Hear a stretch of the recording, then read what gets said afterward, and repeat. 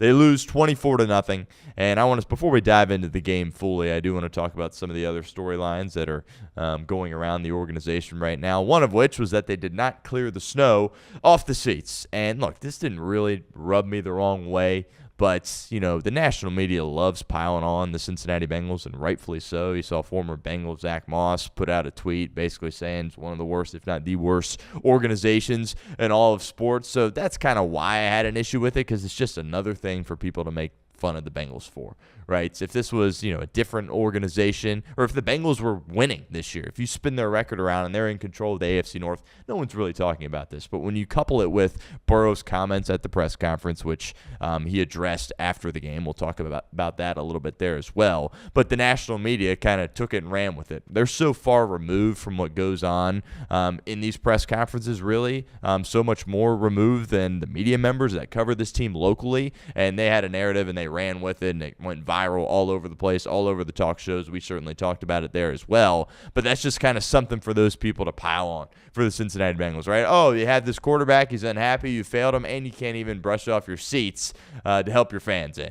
I was a little bit more frustrated with shutting down some of the gates to get into the stadium. Not all the gates were operational, and that caused people to not get into the game until halfway through the first quarter, or even at the end of the first quarter. And some of that's on the fans, right, for sitting there going, well, it's pretty cold. I want to stay in my shelter. I want to stay in my warmth for as long as possible, and then kind of push this and, try to get in right when the game starts. And then when you have some gates that are shut down, ultimately that can't end up happening. And again, just a bad reflection on the organization. If this is a team that has a winning season, right, or if this is happening to a different organization that doesn't get made fun of as much as the Cincinnati Bengals, not really much of a story. But when you have a team that has fallen woefully short of your expectations, when you have a quarterback that seems pretty unhappy, borderline depressed at his press conference, you get shut out 24-0, and you have issues about not brushing off your seats and shutting some gates down, it is just a horrible, horrible look for the organization. As I mentioned, it gets capped with the 24-0 shellacking on the football field as well. So I wouldn't say I was ticked off about it, right? They had literally one guy that was blowing off some seats in the club section, right? They could have used a few more of those guys. The Bengals came out and said, yeah, we were more worried about the walkways than the seats or whatever. Again, if the Bengals are winning games, right, if they're competing for the AFC North title, right, or if it's a different organization that doesn't get drugged through the mud like the Cincinnati Bengals, it's not much of a story, but it's just more fuel to the fire as far as, national people and even certainly us, local people that talk about this team and how they're kind of an embarrassment right now, and that's just kind of the reality of the situation. But at the end of the day, nothing is more embarrassing than losing 24-0 to the Baltimore Ravens. And there's a lot of things that went into this loss for the Cincinnati Bengals, right? And I think the number one thing that comes to mind for me is I haven't seen Joe Burrow play like that in a really long time. I said at the top, I think it kind of reminded me of like week 1 against the New England Patriots, where he didn't look right and he was being inaccurate with some of his throws. And we kind of speculated how the weather would impact this game. We talked about, are there going to be some receivers dropping some balls? Yes, that certainly was the case in the game yesterday. But at the end of the day, Joe Burrow's got to play better, and he understands that. The first drive, right? You're kind of putting together a drive, lots of plays, picking up some momentum, getting some yardage, getting into Baltimore territory, picking up first down, what have you. And all of a sudden you take a 15-yard sack on third down when you're in field goal range, right? Now, Joe Burrow has been known to take a sack or two when he's trying to extend the play, whether it be third or fourth down, right? But you can't do that when you're in field goal range, especially just understanding the conditions of that game. The Bengals and the Ravens famously have gotten into a lot of shootouts over the years, but you walk into that stadium, you understand the conditions there, how cold it is. You realize, okay, it's going to be a little bit different of a style here in this game between the Bengals and the Ravens. That 3 points there would have given you the lead. Right? Obviously, he didn't have a lead the whole game because he didn't score any points. But taking a sack like that, that's not something that Joe Burrow does. Right? That is a rookie quarterback type of mistake. That's something, a J.J. McCarthy would do. He played well last night. Give him credit for that. But just a rookie quarterback that's in over his head, that's kind of a mistake that they would make. Not the guy that we call the best quarterback in the National Football League. Inexcusable. Unacceptable. Now, he had a free rusher coming. He mentioned after the game, I think he probably put him in a wrong call, made the wrong check at the line of scrimmage. But again, that's Joe Burrow's superpower. He's got several superpowers, right? His ability on third and fourth down, his escapability, his accuracy, right? But I think it all stems from him being brilliant at the line of scrimmage and getting into that look where he had a free rusher coming right at his face. Not good. to take a sack there in that situation. I don't know really if he had much of a choice, because if he throws it away, it's probably going to be intentional grounding because he was in the box. I mean, this guy was coming right at his face, full steam ahead, immediately from getting the ball. So I think he just put him in a bad spot there. Again, a situation and a decision that Joe Burrow does not make, and we're not used to seeing him making. And, it's early in the game when that happens. You not think much about it, but you had some positive momentum. You were picking up some first downs on that drive, and ultimately your quarterback cost you points or cost you a field goal attempt from Evan McPherson. So that was one. And then just general inaccuracy that you saw from Burrow throughout the course of this game. Again, talk about his superpower being at the line of scrimmage. Well, it's his other superpower, his accuracy. And I think it's probably fair to say, not an excuse, but fair to say that the temperatures and the conditions at Paycor Stadium on Sunday certainly factored into his inability to be accurate with the football. And just a couple where it's like, oh, that was a little bit behind him. Oh, that's not a great ball there. Or that was a little late even. You saw that. Where it's like he had Jamar over the middle of the field, and then he's kind of, he looks at him, but he doesn't go to him right away, looks elsewhere, nothing's there, then tries to go back to Jamar. It's too late, and it's behind him.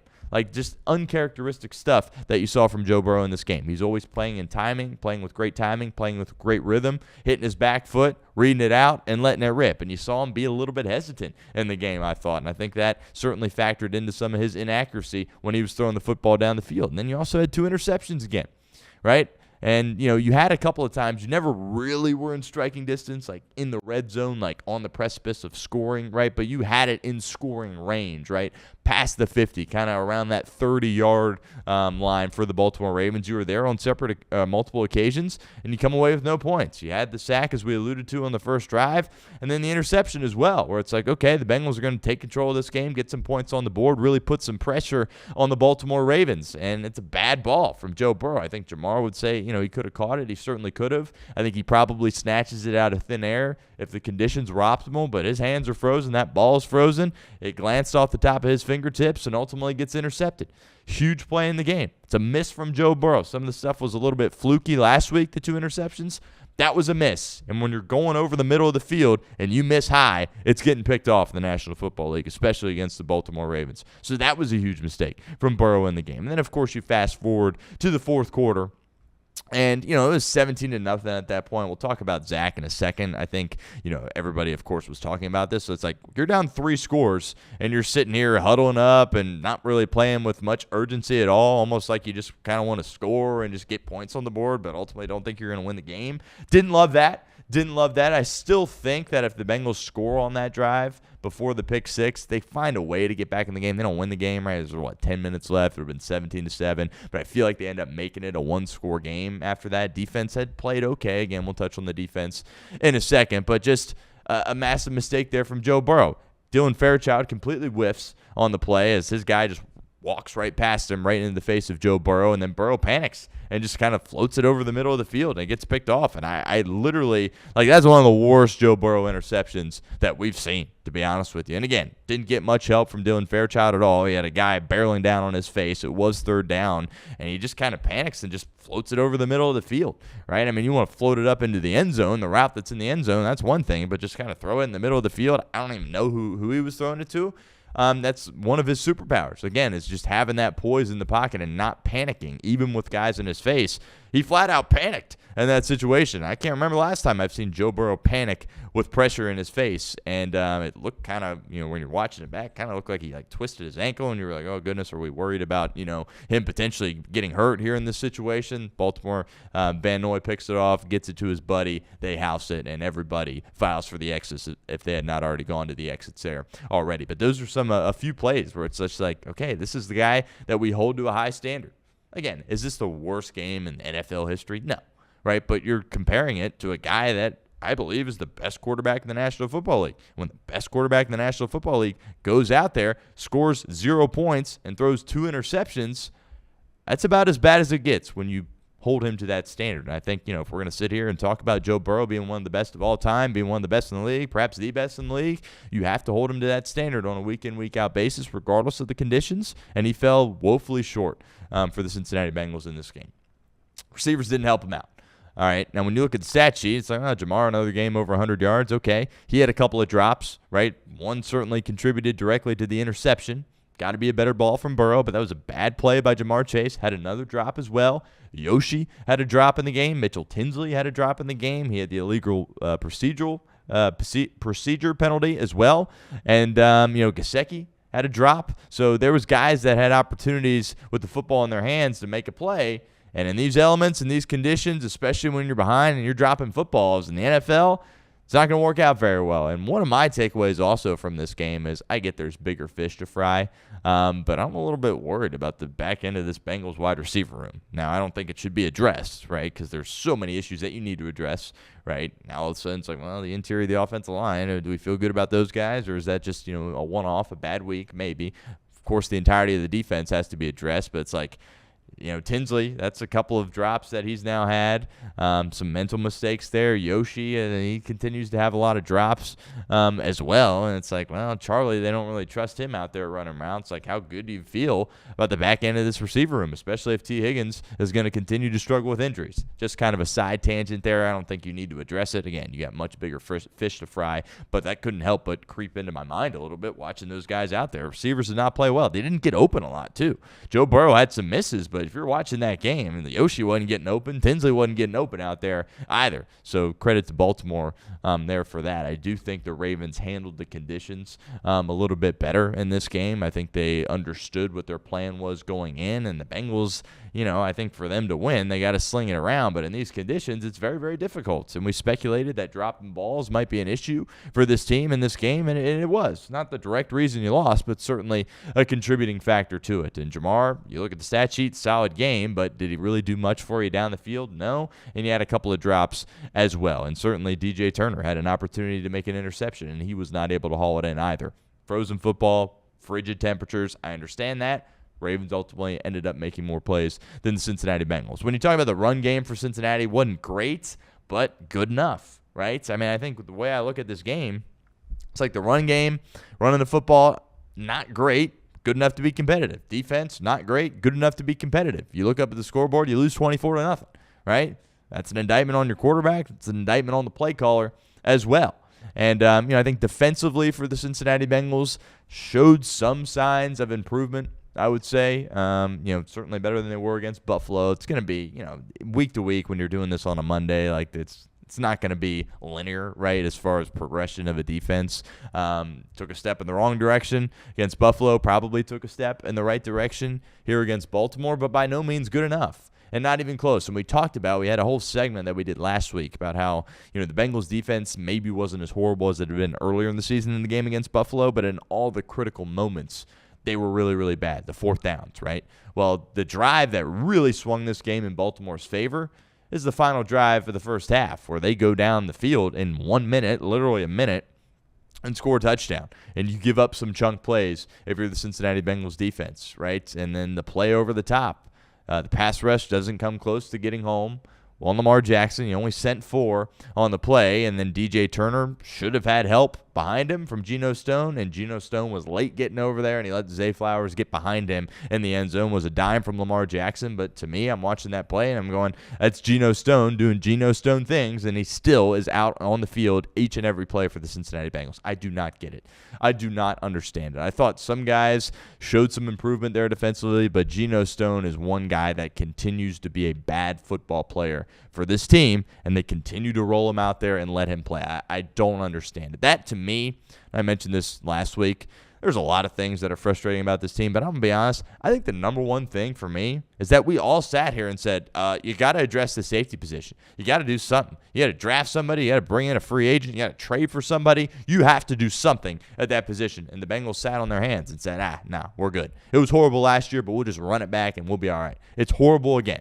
It is horrible once again for this team. And it is really, really difficult for me to wrap my head around how you do not address the safety position. Myles Murphy had some moments, of course. The 2 sacks.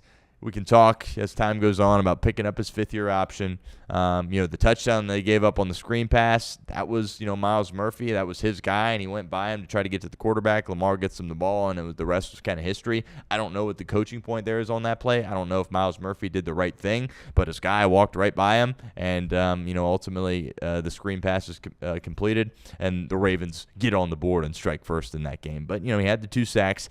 had some pressures, was getting in the backfield some. So I think you would have to say that Myles Murphy continues to make some improvement here. If there's one positive thing, again, I'm not trying to say that the Bengals need to bring back these linebackers because I would like them both to be not starters for the Cincinnati Bengals next year, but I think that was probably Demetrius Knight's best game as Cincinnati Bengal. Probably the best game of his career to this point. Had the 2 sacks, was in the backfield. From a missed tackle perspective, I thought we would see more from Cincinnati, honestly, going into this game, especially in those conditions. But from a tackling perspective, I thought they performed decently there in that game. But the Ravens clearly had a plan that they wanted to stick to, whereas like we're going to run the ball and we're going to play defense here in this game, and hopefully this clock kind of rolls pretty quickly. And, I would think the Ravens wanted to dominate the time of possession battle by running the ball. That's not how it swung out. The Bengals dominated the time of possession. I think the Ravens had the ball for like 20 minutes in this game. Something absurd, right? But they had a plan. They stuck to it. Derrick Henry, he only had 11 carries, but they were very productive. And it was an average of over 9 per carry. That's getting it done. Their backup was able to run the ball as well. And they basically won this game with defense and running the football. And they didn't ask Lamar to do too much. I mean, Lamar didn't, as the quarterback out there, I don't even remember one play other than the touchdown at the end of the first half where it's Lamar made a play. He was 8 of 12 throwing the football, and he only ran it twice. Lamar really did nothing in this game for the Baltimore Ravens, and it still was plenty to beat the Cincinnati Bengals. So credit to them. They had a better plan coming in. They executed it. And, they were able to play defense and run the ball and ultimately score more points than the Cincinnati Bengals because the Bengals, of course, did not score any points in this football game. As far as the plan from Zach, I think they kind of went in and said, you know what, we're just going to play football. It's going to be cold, but we're just going to play our game. And, I think that probably in hindsight wasn't the right plan to have. I get having Joe Burrow, regardless of the conditions, you got to throw it around. But I don't know. I mean, you had several drops in the game. You had some opportunities to make something happen. I think the weather probably affected it. It's no excuse. But I do kind of question a little bit what that plan was coming in. You have to, right? You absolutely have to question the plan when a team goes out there and scores no points. I understand Burrow played bad, right? I understand the defense still did some bad things throughout the course of the game. But if you go out there and score 0 points, everybody on that offense and everybody on the offensive coaching staff and, of course, Zach Taylor need to be held accountable.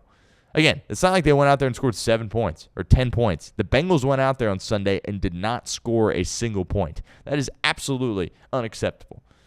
Borderline fireable offense. Not going to say it, but I think there's some people out there, especially with the season that has gone on to this point, and you go out there and put a nothing burger on the line, right, with your last gasp hope to try to make a Hail Mary push into the postseason, and you score 0 points. That's a fireable offense in a lot of people's eyes. Right? So everybody on that offense needs to be held accountable. And I think there was a lot of, there were some penalties in the game, some procedural stuff. You had a holding on Orlando Brown. You had the illegal procedure on Mitchell Tinsley, right? You had penalties on Fairchild. Fairchild did not play well at all in this game for the Cincinnati Bengals. It just wasn't buttoned up enough, and they scored no points in the game. They scored 0 points in the football game, and ultimately that is unacceptable. That is unacceptable for the Cincinnati Bengals.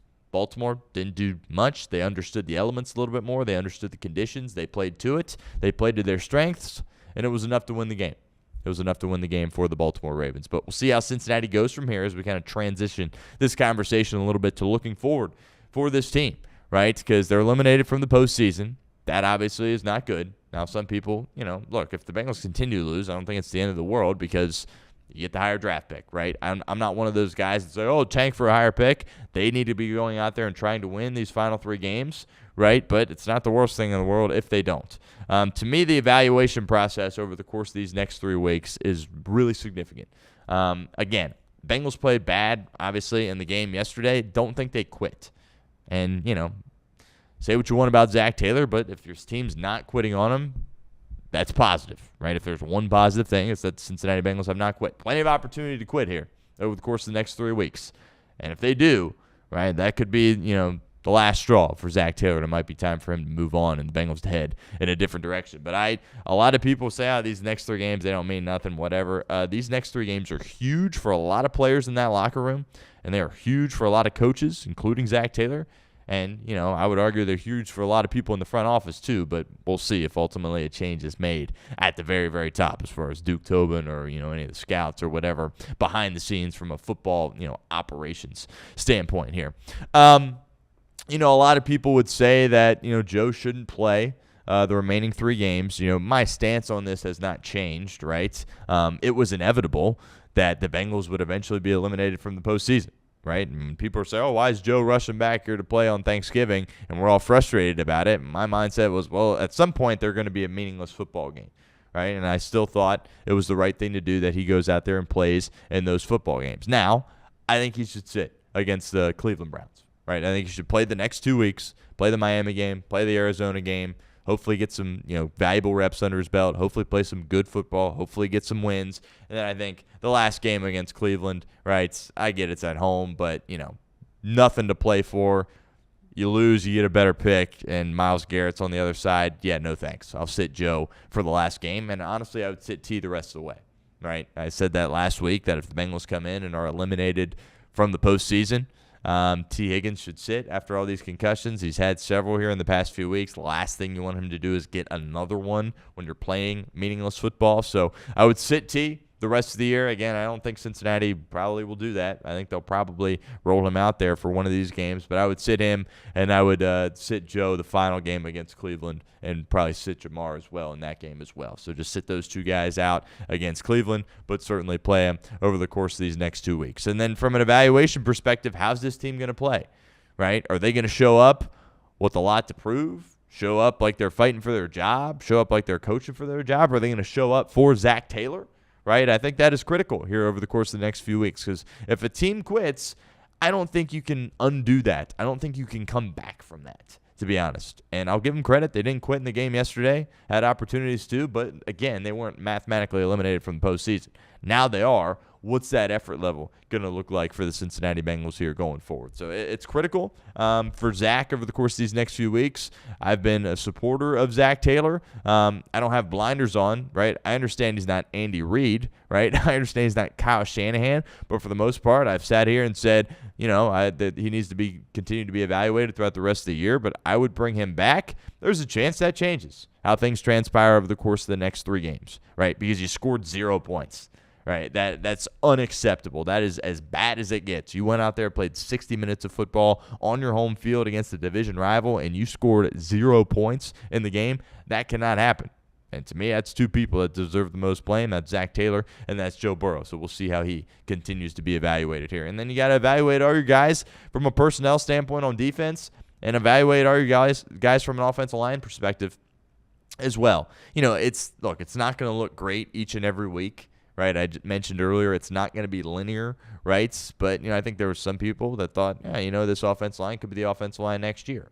Well, is that going to be the case? Do you trust those guys at the guard spot? Do you trust Orlando Brown Jr., despite the fact you're paying him so much money to be your left tackle, right? So those guys are going to continue to be evaluated. And then everybody on the defense, right? DJ Turner had an off game in this one, but I think he deserves an extension. He obviously should be back with this football team. And Myles Murphy, we can talk about picking up his 5th-year option. We'll see going forward. I don't really have an opinion yet because it was so bad for so long, but now all of a sudden there's some positivity. I bet they probably will pick it up, but we can have that conversation at a later date. Dax, what do you do with him? I think he can be a starter for a solid defense, but he's not a star by any stretch of the imagination. Doesn't look like a first-round pick by any stretch of the imagination. Then what do you do with those linebacker spots? Conversations that are going to continue to be had for this team. And it's unfortunate that they can't play complementary football. They asked Joe that after the game, and it's like, when you go back and look at this season and break through it, it's like, well, the defense wasn't horrible in that game, but offense wasn't good enough. And it's like, well, the offense wasn't horrible in that game, but the defense wasn't good enough. Like, literally, they have not played complementary football one time. One time. I mean, you could argue the Thanksgiving game was the only time they've played complementary football, right? And that phrase gets thrown out a lot, and people go, complementary football. It's true. Like, this Bengals team, when their defense is good enough, their offense no-shows, and when their offense is good enough, their defense no-shows. Literally, the Thanksgiving game against the Baltimore Ravens is the only game where they played solid on both sides or good enough to win on both sides. And I don't know if it's just a bad luck thing or what, but clearly that needs to get addressed in some form. And one more thing I will say about Zach is this. I think there is a notion out there that this thing can't get any worse. And I've got news. It can. And it can get a heck of a lot worse. Take a look at the Las Vegas Raiders right now. Take a look at the New York Jets right now. And I think that needs to be taken into account before deciding that, okay, you know what, this team needs to move off of Zach Taylor. Because I've said this multiple times. Oh, it's all great. Yeah, move off Zach Taylor, and if the Steelers fire Mike Tomlin, go get Mike Tomlin. You got to pay him a heck of a lot more than you're going to pay your head coach, right?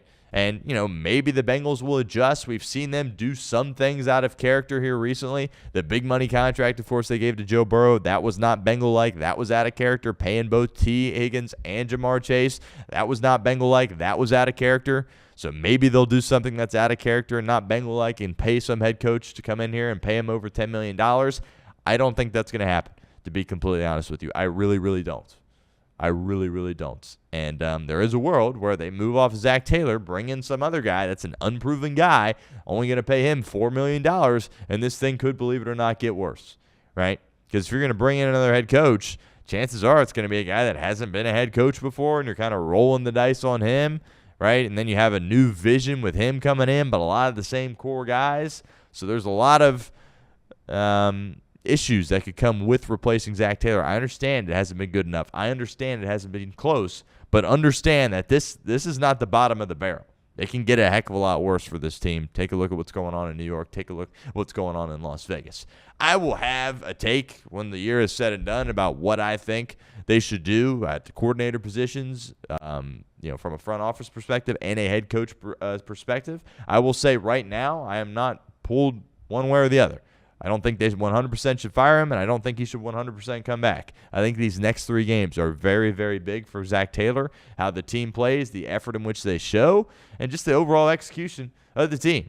Because if you go out there and you score 0 points, and I've said this multiple times, I'm going to continue to say it, that is as bad as it gets for the Cincinnati Bengals. If you are a professional football team and you go out there and you do not score, the head coach has got to be on the hot seat, and the quarterback's got to be getting drugged through the mud, because that just cannot happen.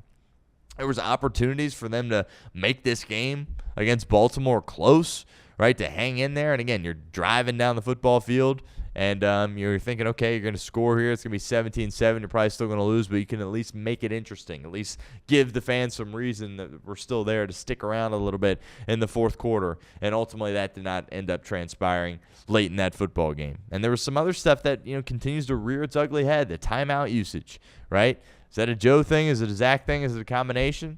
Right? Even in the first half, you're burning timeouts. Right? That continues to be an issue for this team. Right? And there was one instance where the Bengals were down 3 scores. It was the third quarter. It was very at the end of the third quarter, and they were in their own territory, but it was a fourth and manageable, and they opted to punt the football. Technically, it worked because they forced a punt right back on defense, but from a decision-making perspective, I think that's the one thing that you could, come at Zach for a little bit there. I think, he probably, certainly would go out there with his offense and try to pick up the first down. You'd see that decision be made in previous weeks. Maybe the weather factored into that. Obviously, they didn't score any points in the game leading up to that point, so maybe he's like, you know what, the defense is playing solid. Let's try to flip field position a little bit here, but I don't love kicking the ball to Lamar Jackson down 3 scores with about 15 minutes to go in the ball game. I don't love that, but that was kind of from the one decision-making perspective, the one thing that I didn't love. Again, ran the ball good enough to win, but did not run the ball great by any stretch. Very mediocre in the run game, but not bad, right? And ultimately, the quarterback did not play well enough. The receivers did not catch the ball well enough. And then the defense made some timely errors in the game. And look, we've said this several times. I've said this several times throughout the year. The Bengals, where they're at as a team, there's many things that contributed to this loss. But if they throw a pick 6, you can pretty much chalk it up as a loss, right? Not saying that is the reason why Cincinnati lost, because Joe Burrow threw a pick 6 down 3 scores. No. But all the holes that this team has, if you look at the stat sheet and it's like, oh, there's an interception return for a touchdown for the opposition, Bengals aren't winning the game. They're just not good enough to do it here at this point. We'll continue to unpack things throughout the course of the week. We'll continue to talk about Zach Taylor and Joe Burrow going forward. One more thing I will say about Joe is you kind of wonder if some of the comments that he had during his press conference during the week, did that get him sidetracked maybe for this game? Look, Joe Burrow, again, we're talking about his superpowers. One of them is that he can compartmentalize and that he can focus at the task at hand, but he's also human. You got to wonder if that kind of factored into things a little bit here in this game. Just speculation. I don't think it probably did. I think, to be honest with you, it's probably the sub-zero temperatures, and that's an excuse, but I think it's kind of a legitimate one for the Cincinnati Bengals. It's cold, and the Baltimore Ravens handled it a lot better. But I think, Joe, if there's one positive that you can take away, there's a handful if you want to be Mr. Optimistic here. One is that Demetrius Knight played solid, right? Maybe there's something there. It's one game, but it's like, okay, we saw something there from Demetrius Knight. And the one other thing is that, okay, Joe Burrow kind of cleared up his comments. Again, the national media kind of ran with that narrative he said after the game, and he kind of went out of his way to say it. And I thought that was particularly noteworthy, where he was like, yeah, my comments had nothing to do with the city of Cincinnati. It was just about being frustrated with football and obviously losing. Losing is unacceptable, right? Joe Burrow, right? I mean, he is just a psycho competitor football player. And I get that he's been hurt several times, and we speculated that could he, perhaps step away. It's like, based on how he's talking, it kind of seems like that. But this is Joe Burrow. He's a crazy competitor, and I wouldn't expect that to happen in the near future, and he's not going to ask out of Cincinnati either, and he made that very clear after the game, which I think should settle down a lot of people. So, okay, this team might stink, this organization might be an embarrassment, but the quarterback is still going to be around for several years here at this point. And I do like how he took some ownership after the game. I think sometimes, like, Joe will play really well and then make a mistake late, and ultimately the team can't overcome that. And he's been hesitant at times to say, like, well, if I don't make that mistake, we win. He took full ownership, and I appreciate that because, again, we're sitting here talking about it like it's one of the worst performances of all time. It's not, but it's one of the worst performances of his career, and we hold him at such a high standard. He needs to play up to that standard if we're going to continue to say and talk about him like he's one of the best players in the sport and in this game. So I like the accountability he showed after the game, and apparently he addressed the team after the game as well. Be interested, would love to be a fly on the wall there on that conversation. They kept it private. They asked players about it afterwards. They didn't really comment. But, I would love to hear what he had to say, if it was just him kind of taking ownership for the loss or if there was more big picture stuff there. But at the end of the day, the Bengals, they're eliminated from the postseason, but there's a lot to play for this team over the course of the next few weeks because there's not a lot of certainties, right? Joe's going to be back. Jamar's going to be back. T's going to be back. The guys under contract that have performed well are going to be back, but there's a lot of question marks about where this team goes in 2026, and they've got to get this thing turned around fast. One thing that I will push back with Joe about, I respect him for answering the question the way he did, but they basically said, how far away, does it feel like you are from playoff aspirations, championship aspirations? And he said not far, which I respect him for saying that, but as a fan and someone that has watched all year, feels like they are a long way away from that. And just remember, Joe Burrow, Jamar Chase, these guys are going to continue to get older, right? I mean, we are going into 2026. They're not playing baseball here. They're playing a violent game, playing football. Joe was drafted in 2020. Next time you blink, it's going to be 2030. And if this thing's still a mess, then he might be gone at that point, number one. But bottom line is you gotta get a sense of urgency here if you're this organization. Because I've said it multiple times, if you can't win with Joe Burrow, then you will never win if you're the Cincinnati Bengals. Got to find ways to fix this. Keep your fingers crossed that he can stay healthy. Changes need to be made because we talked about how important it was for them not punting on the season when Joe Burrow went down, just because how accessible the division was and just how what your expectations were coming into the year. Well, going into 2026, that sense of urgency has to be heightened even more if you're the Cincinnati Bengals, because you have a franchise player in place. You have a star wide receiver. There is no reason that you should not be a playoff team, maybe not Super Bowl team, but a playoff team each and every year. And you look up, and now it's 3 years in a row that you haven't been in the playoffs, and this year wasn't even close, if we're being completely honest. Lots needs to change, and we'll see if the organization is capable of doing that over the course of the next few weeks.